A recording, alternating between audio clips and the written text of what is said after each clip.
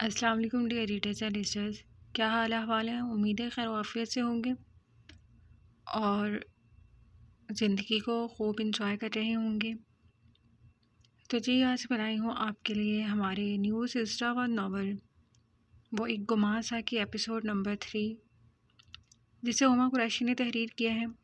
امید ہے آپ اس سے لطف اندوز ہوں گے اور ہمیں قیمتی آراء سے کمنٹ باکس میں ضرور آگاہ کریں گے۔ تو چلیے ناول سٹارٹ کرتے ہیں۔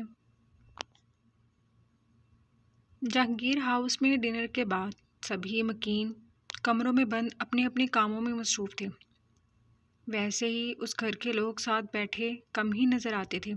ایسے میں شارق بھی صبح آفس سے آف ہونے کے باعث اپنے کمرے میں ڈم لائٹ کیے خوابناک ماحول بنائے کنجورنگ ہارر مووی دیکھنے میں مگن تھا۔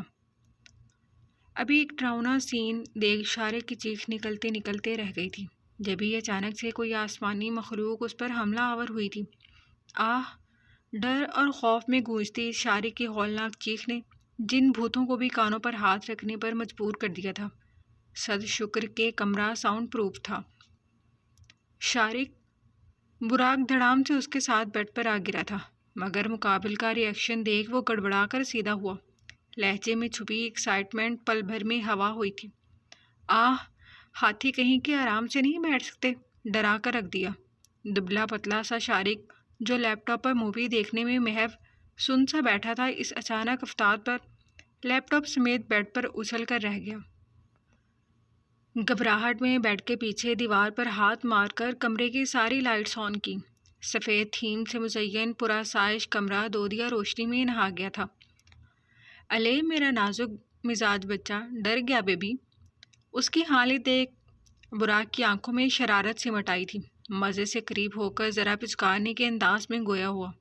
اس نے بدک کر اس کے ہاتھ جھٹکے۔ اوئے چل پیچھے ہو مجھ سے۔ وہ کسی لڑکی کی مانند اس کے چپکنے پر گھبرا کر دور ہوا۔ چل نوٹنکی، پہلے بات سن میری۔ وہ اپنے دماغ میں کلک ہونے والی اچانک یاد پر فوراً سیریس ہو کر نزدیک آیا۔ آخر وہ جس مقصد کے لیے یہاں آیا تھا اس پر عمل بھی تو کرنا ہی تھا نا؟ بول۔ شارق بادل خواستہ منہ بسور کر راضی ہوا، ورنہ اس افلاطون کے شاگرد نے اتنی آسانی سے جان نہیں بخشنی تھی۔ دادا جان بول رہے ہیں اگر شمون بھائی واپس نہیں آئے تو وہ ثانیہ کی شادی تم سے کروا دیں گے۔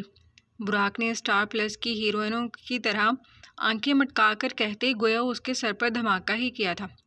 شارق براق سے 2 سال بڑا تھا جبکہ جسامت کے حساب سے براق ہی بڑا لگتا تھا۔ کیا بکواس ہے یہ؟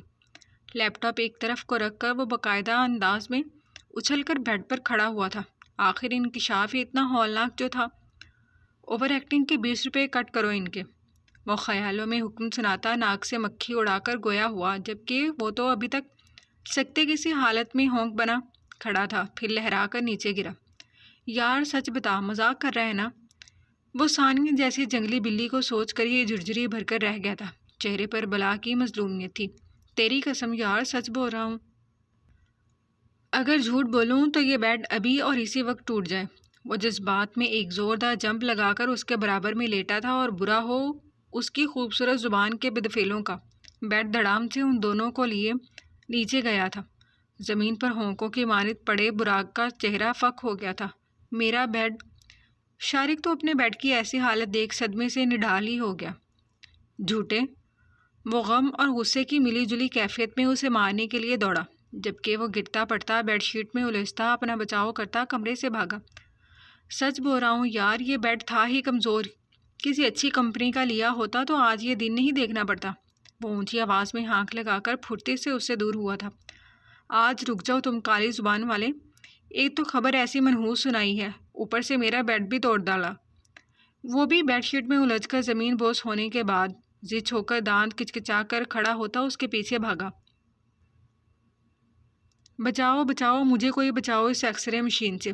براق دہائیاں دیتا تیزی سے سیڑھیاں اتر رہا تھا اور بچانے والی ہستی کی کرخت آواز سن بھاگتے قدموں کو جھٹکے سے بریک لگی تھی۔ شارق، براق یہ کیا بچپنا لگایا ہوا ہے؟ سیڑھیوں کے اوپر ریکنگ تھام کر کھڑے دادا جان کی کرخت سی آواز سن دونوں کے پیروں میں بریک لگی۔ دادا جان، پیارے دادا جان، بچائیں مجھے، ورنہ یہ ایکس رے مشین مجھے مار ڈالے گا، میں تو ابھی شدید سنگل ہوں نا۔ براق دوسری سائڈ سے الٹے قدموں سیڑھیاں چڑھتا اس کے پاس پہنچا۔ ہوا کیا ہے بھائی؟ وہ خونخوار انداز میں پیچھے آتے شارق کو دیکھ ہاتھ کے اشارے سے وہیں روک گئے تھے، جبکہ وہ ان کے پیچھے چھپ کر اپنا بچاؤ کر رہا تھا۔ بتاؤ تم کیا شرارت کی ہے تم نے؟ شرم نہیں آتی بڑے بھائی کو تنگ کرتے ہوئے؟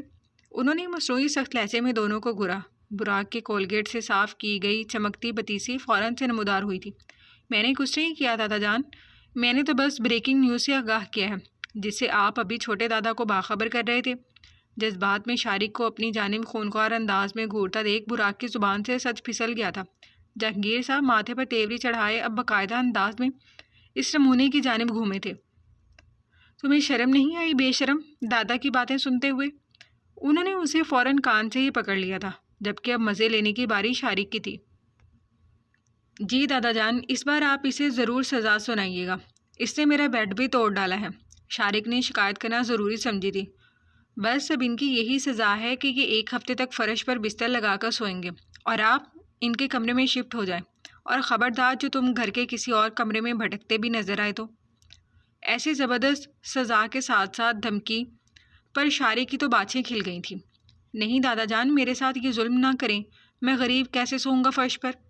وہ کان کی جان خلاصی ہوتے ہی دہائیاں دینے والے انداز میں بولتا اپنا رونا ڈال گیا تھا۔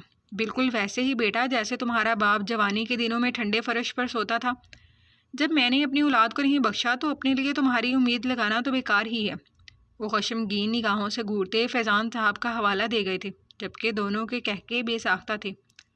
چلے شاباش، دونوں اپنے اپنے کمرے میں جائیں، اور صبح مجھے وقت پر آپ دونوں ناشتے کی میز پر چاہیے، اور خبردار جو رات دیر تک الو کی طرح جاگنے کے بعد صبح نیستیوں کی مانند بستر پر پڑے ملے تو۔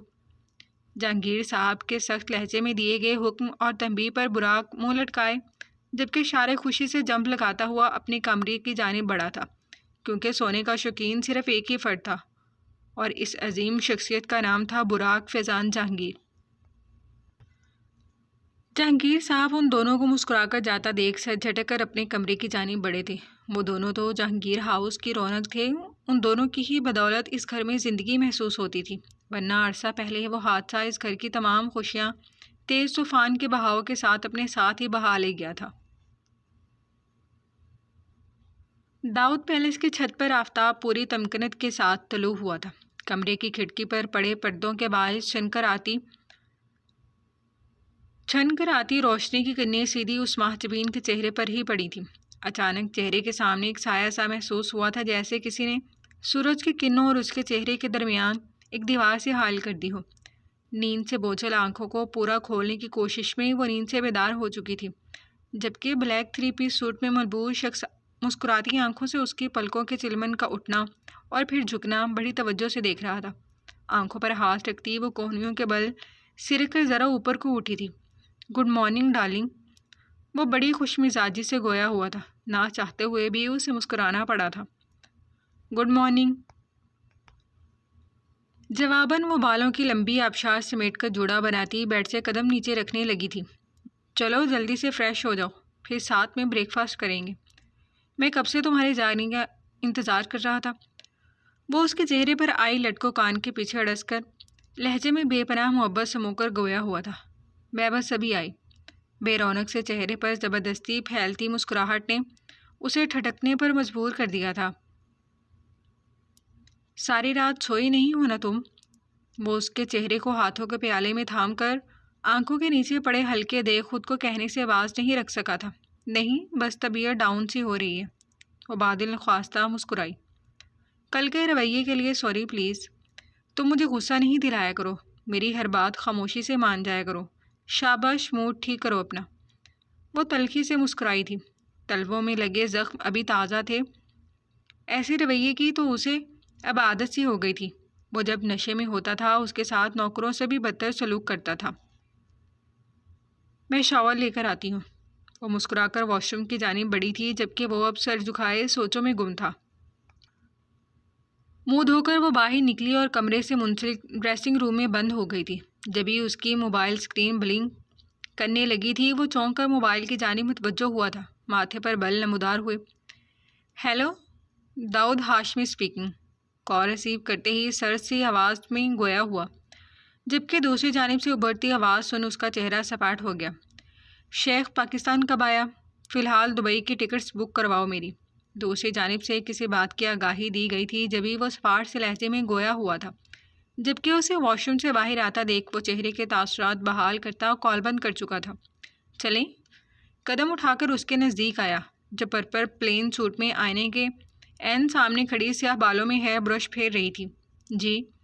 وہ مسکرا کر اس کے ہم قدم ہوئی، جسے وہ بازوں کے حصار میں لیے نیچے آیا تھا۔ گھر میں موجود سبھی ملازمین اسے دیکھ چکنے سے ہو گئے تھے۔ ناشتے کی ٹیبل پر آ کر پہلے اسے بٹھایا تھا اور پھر خود بھی سربراہی کرسی کی پشت پر کوٹ ڈال کر کرسی گھسیٹ کر بیٹھ چکا تھا، جبکہ ارد گرد میں وائٹ شرٹ اور بلیک پینٹ کوٹ میں ملبوس وہ دونوں لڑکیاں اس کی گارڈز تھیں جو اطراف میں نظر سامنے کی جانب کیے کھڑی تھیں، جنہیں خاص اس کے لیے ہائر کیا گیا تھا۔ چلو بتاؤ ناشتے میں کیا لوگی؟ وہ بہت نرمی سے مخاطب ہوا تھا۔ آپ ناشتہ کریں، میں لے لوں گی، وہ ہلکی باریک سی آواز میں بولی۔ پہلے تو اس کے جواب پر تاثرات سخت ہوئے تھے، پھر ایک گہری سانس پھنسا کے سپرد کر اس کو پرسکون کیا تھا جو ذرا ڈری سہمی سی نظر آ رہی تھی۔ ٹھیک ہے، مگر پہلے یہ فریش جوس کا گلاس فنش کرو جلدی سے۔ وہ اورنج جوس کا گلاس زبردستی اس کے لبوں سے لگا کر بولا تھا۔ وہ زبردستی گھونٹ گھونٹ حلق سے اتارتی زہر مار کرنے لگی تھی۔ مجھے ایک بہت ہی ضروری کام سے ارجنٹلی آج ہی دبئی جانا ہے اور 2 دن بعد واپسی ہے، اپنا بہت سارا خیال رکھنا، اور ہاں اکیلے کہیں جانے کی ضرورت نہیں ہے، جہاں بھی جانا ہوگا یہ گارڈز تمہارے ساتھ جائیں گے، بلکہ ایک کام کرتے ہیں، میرے واپسی تک تم گھر ہی رہو، پھر ورلڈ ٹور پر چلیں گے، اگلے چند ماہ میں فری ہی ہوں۔ وہ پاپ اپ نوٹیفیکیشن میں اپنی سیکرٹری کا میسیج دیکھ جلدی سے ہدایت کرتا بریف کیس اور کوٹ سنبھالتا اٹھ کھڑا ہوا تھا، جبکہ وہ بھی سر ہلاتی اس کی تقلید میں قدم اٹھاتی سی آف کرنے کار پوسٹ تک آئی تھی، جہاں پہلے ہی اس کے لیے گاڑی تیار تھی۔ Okay darling, bye bye. وہ ہاتھ ہلا کر خدا حافظ کرتا گاڑی میں بیٹھ چکا تھا۔ اس کے گاڑی میں بیٹھتے ہی ڈرائیور نے گاڑی سٹارٹ کی تھی۔ گارڈز نے صدر دروازہ کھولا تو لمحوں میں گاڑی غائب ہو گئی تھی، جبکہ وہ خالی خالی آنکھوں سے دور جاتی اس گاڑی کو ہی دیکھ رہی تھی جس میں اس کی زندگی کی سب سے بڑی بھول تھی۔ میڈم چلیں، آپ کی میڈیسن کا ٹائم ہو رہا ہے۔ وہ خیالوں سے چونکتی اس کی ہمراہی میں واپس اس خوبصورت سے قید خانے میں آ گئی تھی۔ کم بخت، یہ کیا کر دیا؟ اب اس کے پیسے کون، تیرا باپ دے گا کیا؟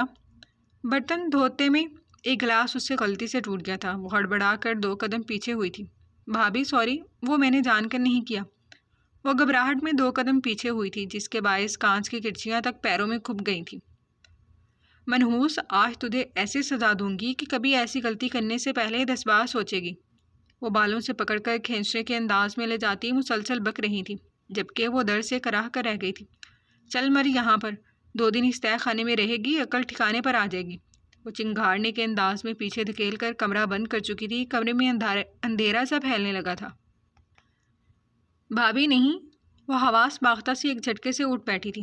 ارد گرد میں نظر ڈالی تو وہ اپنے بستر پر موجود تھی۔ لندن شہر کی شدید سردی میں بھی اس کا بدن ہولے ہولے سے کانپ رہا تھا۔ چند لمحوں میں منظر واضح ہوا تو وہ اپنے اوسان پر قابو کر چکی تھی۔